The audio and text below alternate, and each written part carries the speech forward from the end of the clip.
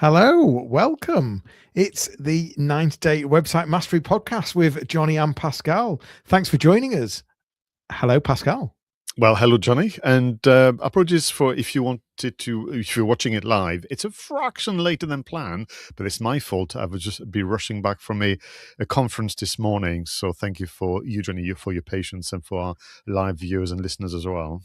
Well, we're glad you're here, Pascal. Yes, thanks for joining us, whether you're on the replay, watching or listening. We love the fact that you're here. This is the 90-Day Website Mastery Podcast, the perfect companion to our 90-Day Website Mastery Program and our book, Web Proud, which is, of course, available on Amazon. It's our 57th episode. We're excited to bring you even more valuable insights and practical advice to help you enhance your website's performance and ultimately to start feeling proud of your website again. We've got 4 segments in every episode. We have the You Ask, We Answer. We have website stories where we share, this week we're part 3 of our EEAT sessions. So we're going to be talking about authority today. And then we've also got the third section, which is the website engine room, where we'll share perhaps an app or a piece of kit to help you as a website manager manage your website better and produce a website you're proud of. And of course, we finish every piece of content with the website call to action. Listen, let's get started with You Ask, We Answer.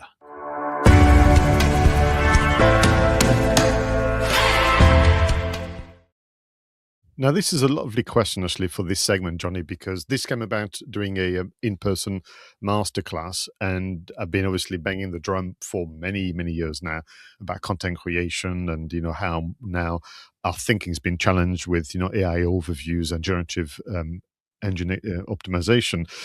And so we were working on the copy, and I said, and of course, you must make sure you have a good visuals to accompany this lovely articles. And the conversation went into the tagging of those photos. So someone said, well, I'm using a WordPress site, and whenever I upload a photo, I've got this bizarre form that pops up with different fields.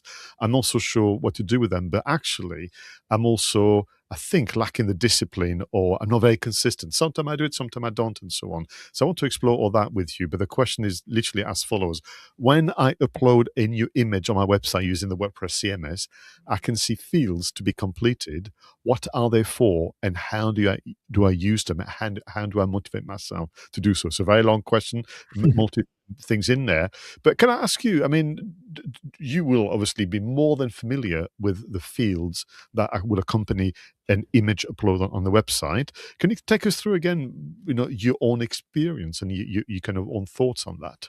Yeah, well, I was delivering a workshop yesterday evening about AI visibility, and I found myself talking about the naming of images and not calling them 123.jpg. And I'm in my mind, I'm like, I was saying this 20 years ago. Am I starting to sound a bit sort of out of date here?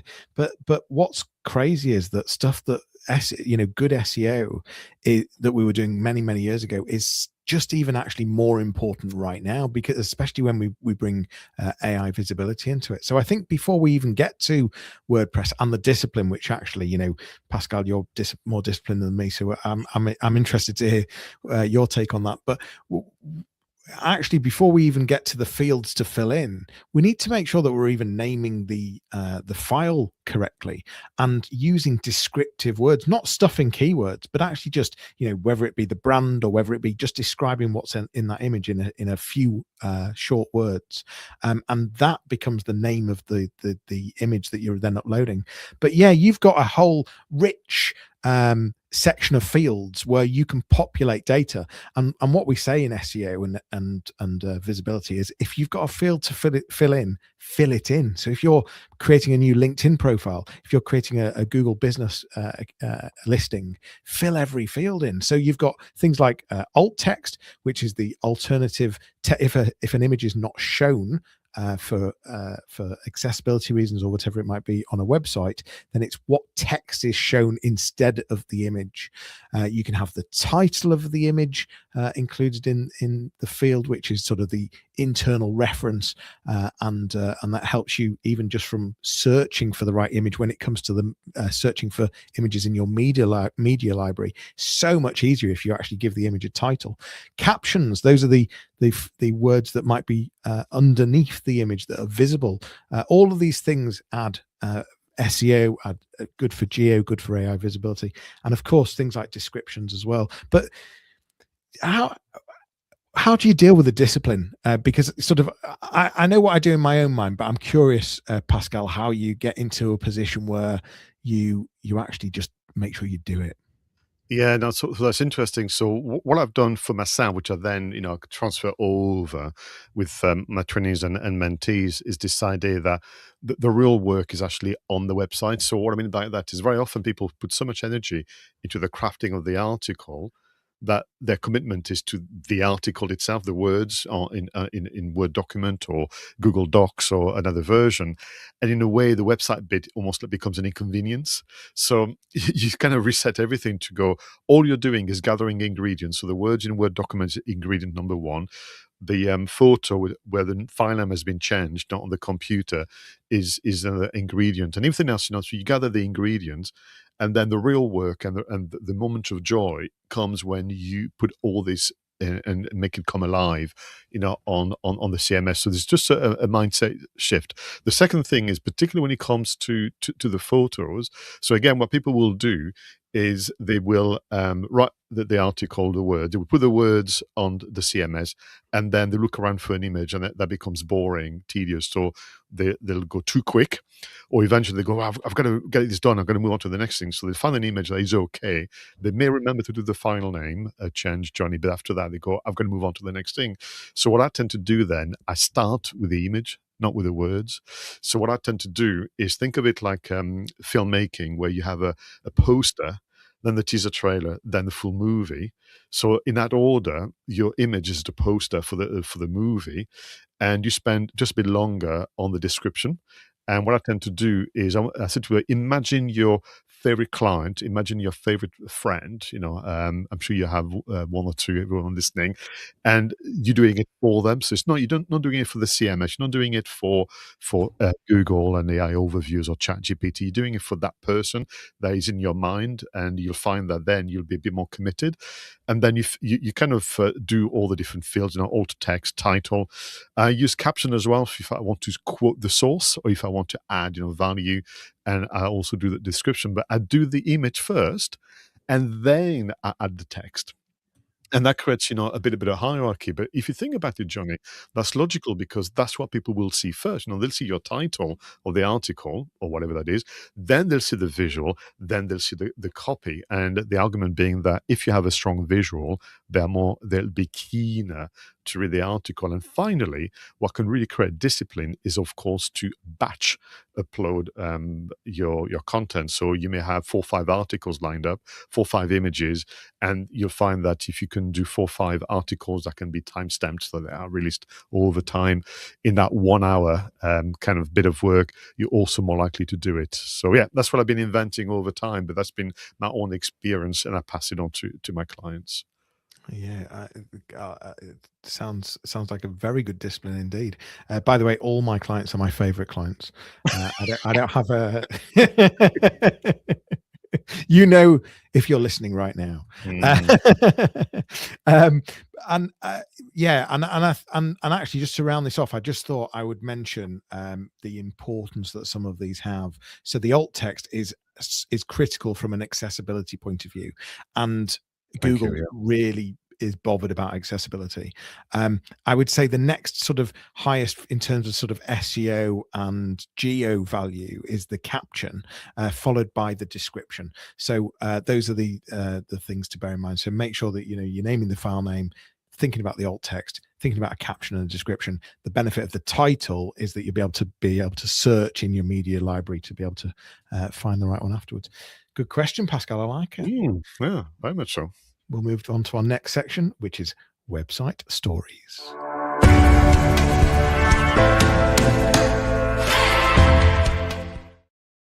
So, as you mentioned, Johnny, during the introduction, we are still going through this wonderful, wonderful article from Ahrefs. We've been looking at expertise. We're looking at experience, and that's been interesting to understand the difference. And going through what Mateusz Markosiewicz and Joshua Hardwick from Ahrefs have been exploring, we're now going to move on to A for authority, the third letter into this acronym. So, from my point of view, what has been interesting is to both explore what obviously the team at Ahrefs think about authority, but also then to delve into our own experience.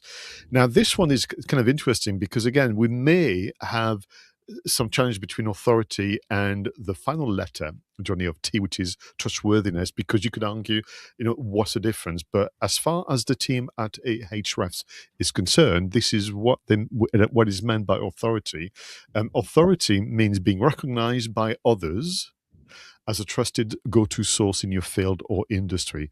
And the by others for me is probably the one I want to kind of spend some time on, because you could obviously think that what I'm going to do is create more information about myself, from myself, if that makes any sense, and that will establish authorities. But as far as the Google kind of guideline and framework of EE8 is concerned, its authority means being recognized by others. And that's where it's very different to expertise and experience, which is more about the claims you're making about yourself. So, I mean, do you think that that's enough to understand authority, or do we need to delve into it a bit more, this idea of that others are vouching for you?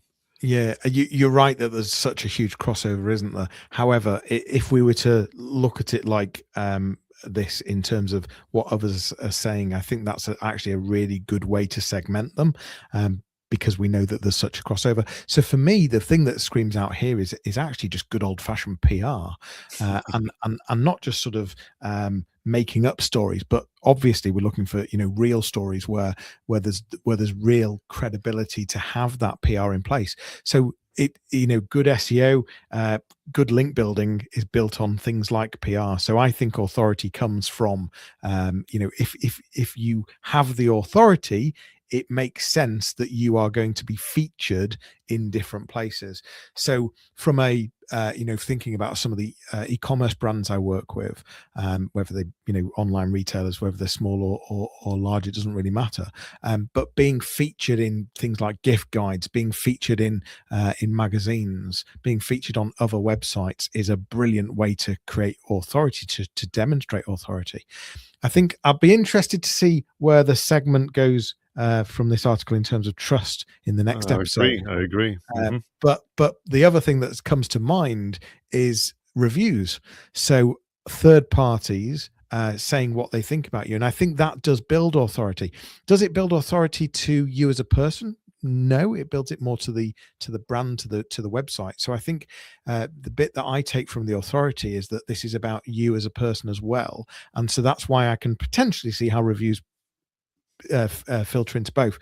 So going back to the person, what press coverage can we get about you, and whether that be in trade press, in local media, all the different digital footprints that you've got across the ecosystem. How can we get mentions, and who could you partner with? What other brands could you be doing collaborations with would be of interest as well.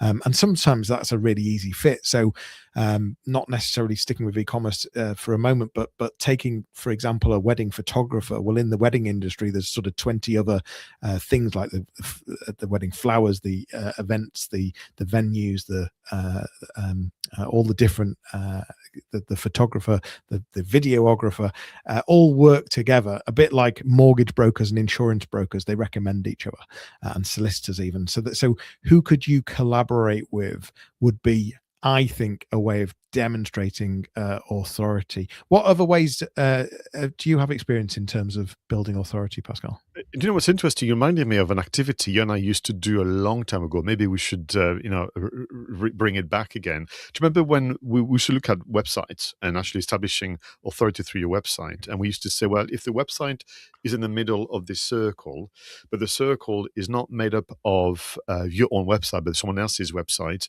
and we used to have 4 groups. Remember, we used to have business directories was one group of website. We used to have the industry news was a group of websites. So we used to kind of create this idea of you're going to ring fence your website with the support from others. And that's really quite important.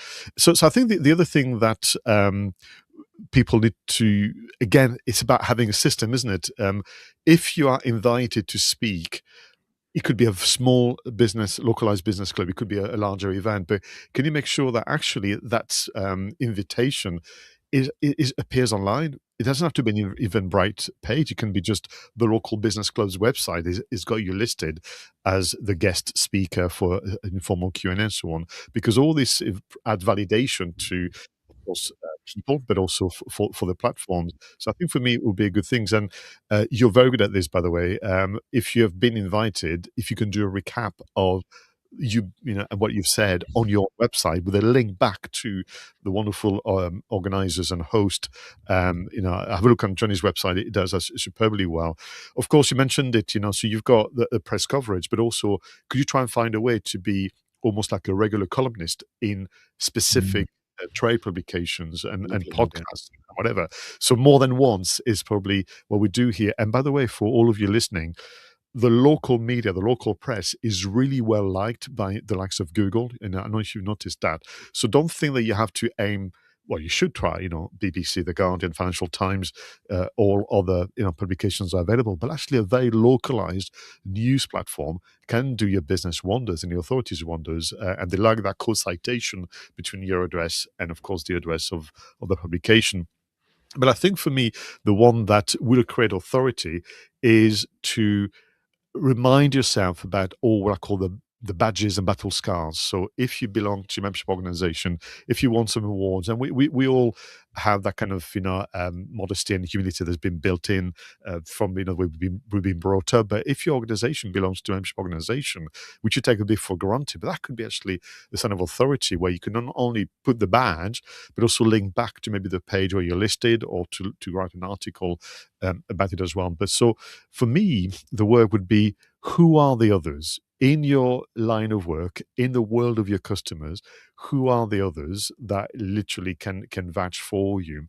And that's probably the best way you can kind of work it out. So if we were to do a recap on what we've done so far with EEA and then T next time, with experience, you know, the question people could have, Jonny, would be, well, have you done this before? You know, I Yeah. don't want to be a guinea pig as a client, but with expertise is how deeply, you know, knowledgeable are you, or, you know, it's just a win. And then with authority, do others recognize that your claims are valid and credible? That could be one way to look at it. And very excited to look at how we're going to shape trust in the next episode. Yeah, and it's all coming together. And this fundamentally, if you can get EEAT right, you are most of the way there in terms of visibility, whether that be through Google or whether it be through AI chatbots.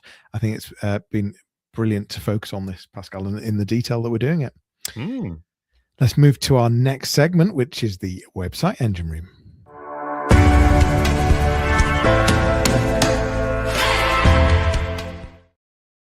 Now, in this part of the show, John and I surprise each other with a new discovery from the interweb, something that can make life easier as a content creator and website manager. So, what have you come across, Jonny? Well, I do have my favorite note taker. However, there is a huge buzz right now about a specific note taker, and having a play with it and hearing some of my peers using it, it's quite impressive. It's called Granola AI. It's an AI note taker that listens to your meetings, formats the transcripts into notes. You can even send it into a meeting when you're not even there. There's other competitors out there, but it is standing out right now, and there's a lot of people liking it. So have a look at it. Granola. I think it's granola.ai, but if you just Google Granola note taker, you will find it straight away. Well, that's interesting because, you know, we prepare the show notes separately. You know, we're very, very busy. We look forward to, this is an excuse for you and I to get together. People have discovered that, I'm sure, by now. You know, the podcast is for you and I primarily, just joking. But so it so happens that I also have something that was all to do with audio and audio transcription. So without, you know, consulting you in advance. So I've been recommending a lot for my clients to capture conversation where they can. It could be also monologues, by the way. You know, you're in your car, you're thinking something through. That could be a new service. That could be a lovely article idea. That could be a campaign on social media. And there's something about the way we speak compared to the way we write that is very, very important, Johnny. And I think you and I've studied this for many years now with the podcast production. So I've been asking my clients to do something to actually check their mobile phones. And number one, make sure that you have the latest, updates. You've got the operating system, because by now, all mobile phones have had historically a native audio recorder, but they should not now, by now, all have an AI transcription feature free of charge. And to be honest with you, that's been kind of a revelation, because in the past you'll have had to use an app, maybe also try and chat to Copilot and then hope for the best and so on. So now you're in a situation where you could have, with permission, a meeting with a client, and you can get that transcribed. That could become, all manner of resources and reports. But also, again, with permission and credits being given, if you went to a series of events over the course of the year, you could essentially then put together an amazing kind of events roundup article with links to, the authorities and that kind of thing, which will help you a great deal. The limits essentially is whatever your imagination will take you. But yeah, so native audio recorders, by now, they're all going to have an AI transcriber and summarizer. Go and check it out.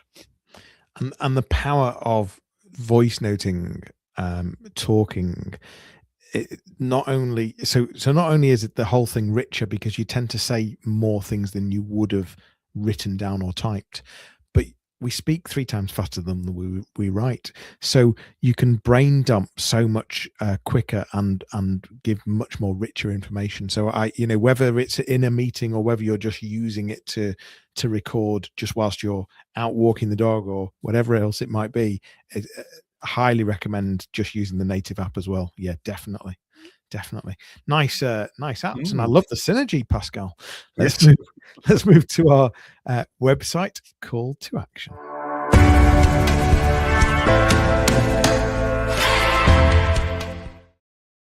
So in this one, this is a one change, the one adjustment that you should be making right now to make your website work harder for you. Jonny, what is your recommendation? So I've been running some workshops for Adventure in Yorkshire recently on how to sell without being salesy, which has been quite interesting, and it fits really well into marketing. Marketing and sales is, I typically call this growth nowadays. The two need to work hand in hand. And a lot of it's around confidence. But one of the things that I've helped delegates bring to life is what I call the value statement. So giving that sort of very clear statement of how you are going to add value. And my recommendation for the website call to action this week is review your homepage headline. You've got seconds, not minutes, but you've got 3, 4, 5 seconds max to make sure that your headline is clearly explaining what you do, clearly explaining who you help, and why potential clients or customers should be choosing you. And that ultimately all comes out of having a very clear value statement, obviously written in your tone of voice, in your brand, but you've got 3, 4, 5 seconds to get across why someone should choose you. And that is all about speaking in their language and getting across your value. So explore your value statement and update your headline on your homepage would be my call to action. Thank you very much. Such a wonderful reminder to revisit that list, once or twice a year. And listen, everybody, it's not easy, but that's the way it should be. Like literally what Jonny is mentioned is important, but not easy. And if it's easy, you're probably not doing it right. That makes any sense, Jonny? You want to spend some time on that to maybe get some feedback from real people, not just AI, because you never know. AI could just agree that you're amazing at writing headlines. So mine is informed, I guess, by this conversation today. But again, I was doing quite a bit of work doing masterclasses on AI for digital marketing, and of course, content is a big, massive thread. And I've been championing long form content production, and that kind of things. But I stumbled upon a ancient presentation from 2013, would you believe, when I was going through, my folder systems. And in there was a couple of slides with the very, very bold statement, the perfect anatomy no, the anatomy of a perfect article. Sorry, I thought when I was younger, I was obviously much more, much bolder and confident. I'm not sure there's such a thing as perfect, but anyway. So I was reading it, thinking, actually, not bad at all, young Pascal from 13 years ago. But there was one thing in there that I must confess, even I will be guilty of forgetting, which is to add citations and add links to authoritative sources to essentially complement, supplement, and sometimes validate what you're doing in your long form article. So my call to action is to review your website traffic reports and look at your big hitters, the best performing blog articles or similar resources, and literally, with the support of a good AI search engine, add the stats, add trends, add links, add citations to books and more in terms of authority with links. So the links out are an important little signal as well as part of the EEAT I've spoken about. That's going to bring it alive again. This article of yours, give you a reason to reshare it as well. And maybe things are moved on. So what I've seen people do as well, Jonny, which is lovely. Sometimes they add a little box to say update, June 2026. Actually, the statement we made 2-3 years ago, things have moved on, or our thinking has moved on. So you really bring it alive. But that would be my recommendation: adding external citation, if you will, with links to supplement your best performing articles. And as you say, that's a great thing to boost your EEAT. So a nice finish. We've been talking about, look, you've got authority, but is your site showing it? And we've given you lots of tips on how you just need to be explicit and get that across, and lots of methods to start getting other people to start mentioning you in terms of your authority. We've shared some great apps. We've focused on AI transcripts today as well, and some call to actions on things that you should be doing, that you could do on your website right now to start feeling proud. And of course, putting some discipline in place for uploading images and getting the best out of it. So that's from an accessibility point of view, and making sure that you're getting the best out of SEO and geo. Thank you very much, Pascal. You're very welcome. It's been a pleasure to research all this. That is a wrap for episode 57 of the 90-Day Website Mastery Podcast, your audio companion to the 90-Day Website Mastery Program. For more information, visit 90daymarketingmastery.com, where you can book a discovery call with either myself or Pascal. It's goodbye for now. Thanks so much for joining us. Let us know what you think. Leave us a review, tell a friend, and we will see you on the next episode. Take care.